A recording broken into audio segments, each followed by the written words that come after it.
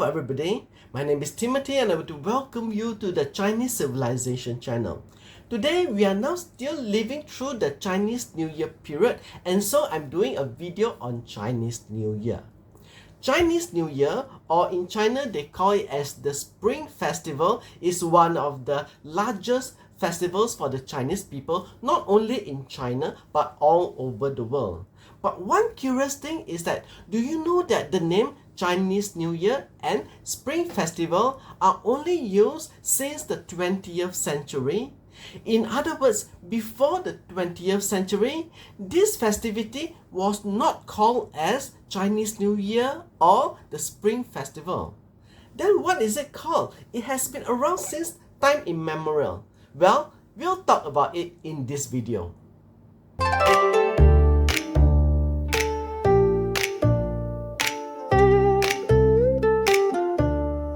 A festival older than its name. Today we call it Chinese New Year. In China, it is officially known as the Spring Festival. It's a time when fireworks explode, red lanterns glow, families gather, dumplings steam, and children receive red envelopes filled with blessings and money. But do you know the name Chinese New Year is quite recent? The same with Spring Festival. Both names only emerged in the 20th century, though the festivity has been around since ancient times.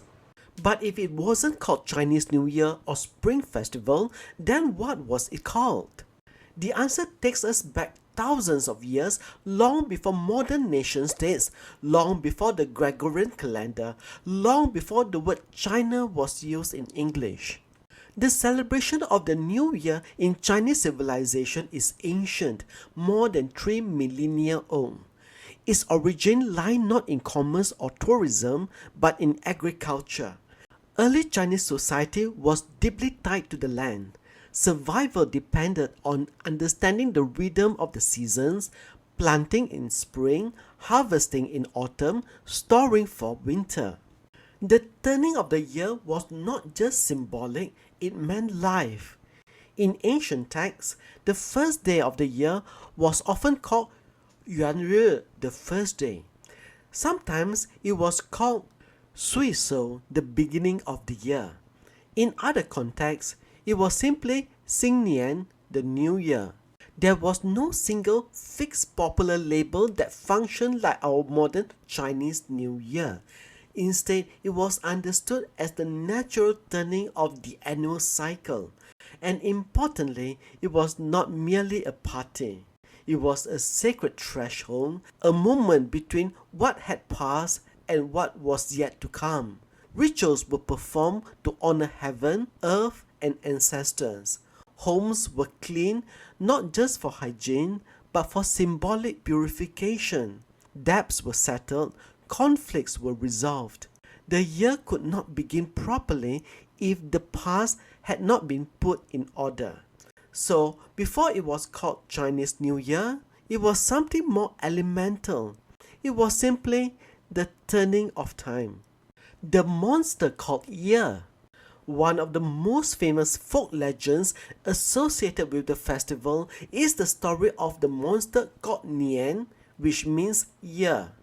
According to tradition, Nian was a fearsome beast that appeared at the end of each year to terrorize villagers. It feared loud noises, bright lights, and the color red, so people burned bamboo to create crackling sounds, the early form of firecrackers. They hung red cloth and later red couplets on their doors. They kept their houses illuminated throughout the night. Eventually, the monster was driven away. Whether or not such a creature was ever believed literally is less important than what the story represents. The word Guo Nian, which today means to celebrate the new year, literally means to pass the year or to survive the year. In this sense, the festival was more about endurance. Ancient life was precarious. Famine, flood, war, disease, none were rare. To reach the end of another year was no small blessing. To step into a new year was an act of hope. So people did not merely celebrate the future, they celebrated survival. The explosive sounds of firecrackers were not originally for entertainment, they were ritual acts of protection. The red decorations were not simply aesthetic, they were symbolic barriers against misfortune. Even today, we see remnants of these older meanings.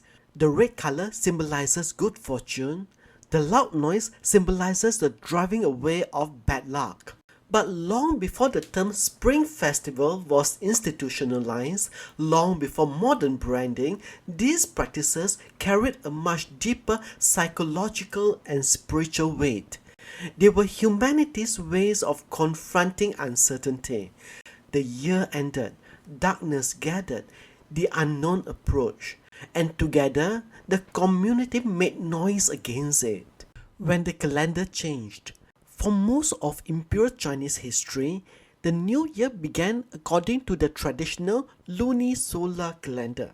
This system harmonized the cycles of the moon with the solar year, ensuring agricultural seasons remained aligned. But in 1912, something significant happened.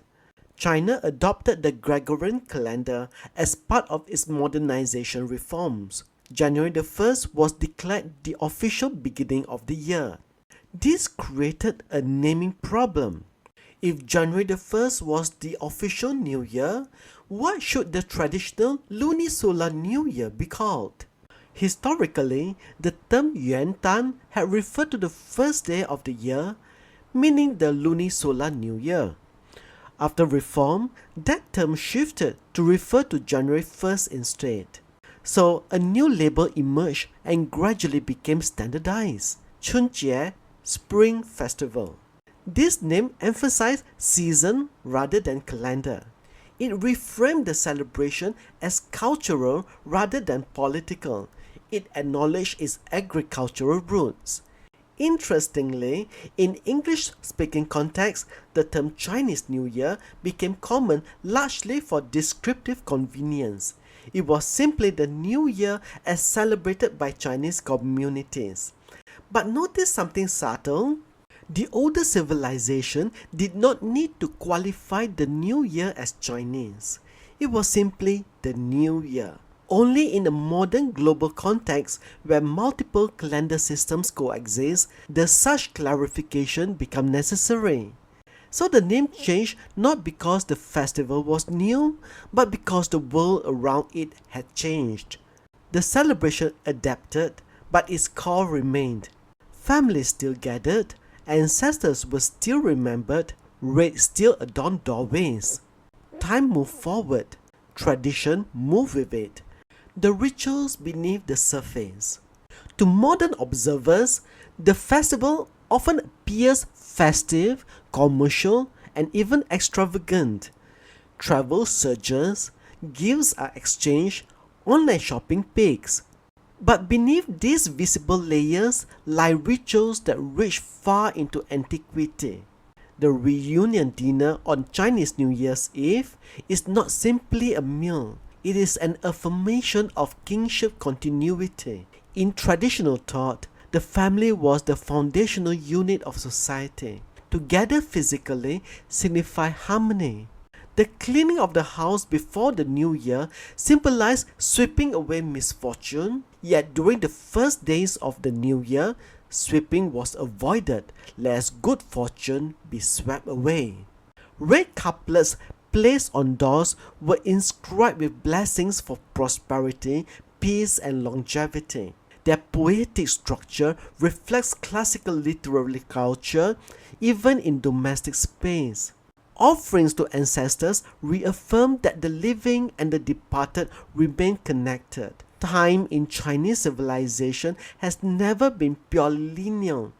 It is cyclical, layered, relational. The new year was therefore not only about the future, it was about continuity.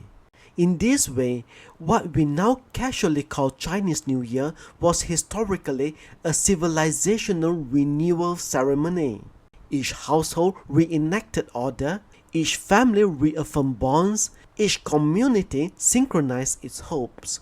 Even the zodiac cycle, the 12 animal signs, provided a framework for understanding personality, destiny, and cosmic rhythm. So before it was called Chinese New Year, it functioned as something profound, a reset button for the moral, familial, and cosmic order. A name changes, a civilization endures. Names change, calendars reform, governments rise and fall, but some traditions endure because they answer something deeply human.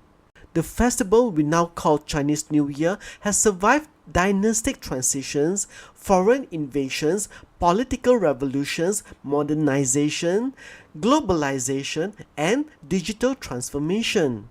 Its terminology evolved, its expressions diversified, its scale expanded, yet at its core remains something ancient: gratitude for survival, hope for renewal, reaffirmation of belonging.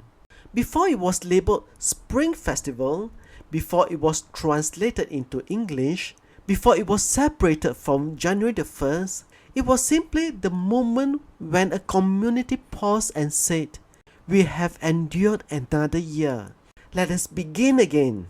Perhaps that is why the celebration continues to resonate not only in China but across East Asia and throughout the global Chinese diaspora.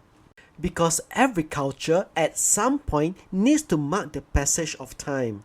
Every family needs a ritual of reunion. Every society needs a moment of renewal. So when we say Chinese New Year, we are using a modern name for something very ancient, a festival older than the word used to describe it. If you enjoyed this exploration of Chinese civilization and history, please like this video. It helps the channel grow and reach more viewers. And if you like to journey deeper into the traditions, stories, and ideas that shape one of the world's oldest civilizations, do subscribe to the Chinese Civilization channel. Thank you for watching, and may your new year, whatever you call it, be one of renewal and peace.